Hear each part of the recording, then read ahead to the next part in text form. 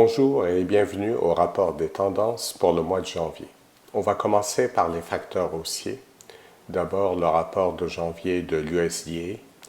Le marché s'attendait à ce que les rendements du maïs et du soya aux États-Unis baissent, mais la diminution a été carrément brutale pour le maïs. Le rendement passe de 175,8 à 172 boisseaux de l'acre et le rendement final du soya passe de 50,7 à 50,2 boisseaux de l'acre.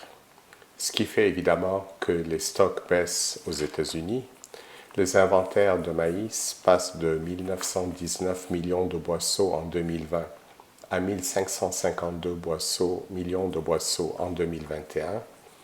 Et les stocks de soya passent de 525 millions de boisseaux en 2020 à seulement 140 millions de boisseaux en 2021, ce qui représente juste 11 jours d'utilisation, ce qui veut dire à toute fin pratique que les États-Unis pourraient se retrouver en rupture de stock de soya cet été. Un autre facteur haussier est la baisse du dollar américain par rapport aux principales monnaies internationales. Cette baisse annule en fait une partie de la hausse des prix boursiers pour les importateurs à travers le monde entier. Maintenant, on a un facteur baissier. La production du Brésil du soya est à peu près assurée d'atteindre un niveau quasi record ou même record parce que les superficies ensemencées augmentent année après année. Cependant, cette nouvelle récolte serait déjà vendue aux 2/3, sinon plus. Maintenant, il y a plusieurs facteurs à suivre. D'abord, évidemment, la demande chinoise de grains. La demande chinoise a été un record absolu en 2020, et ce, pas juste pour la fève, mais aussi pour le maïs, le blé et bien d'autres grains. Il faudra voir si ce rythme va se poursuivre en 2021.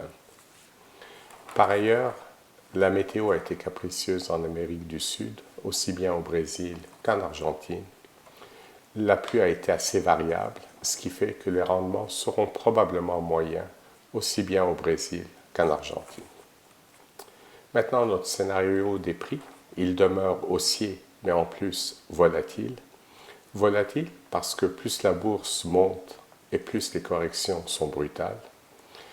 Et le scénario est haussier parce qu'il n'y a pas vraiment de facteur baissier à court terme.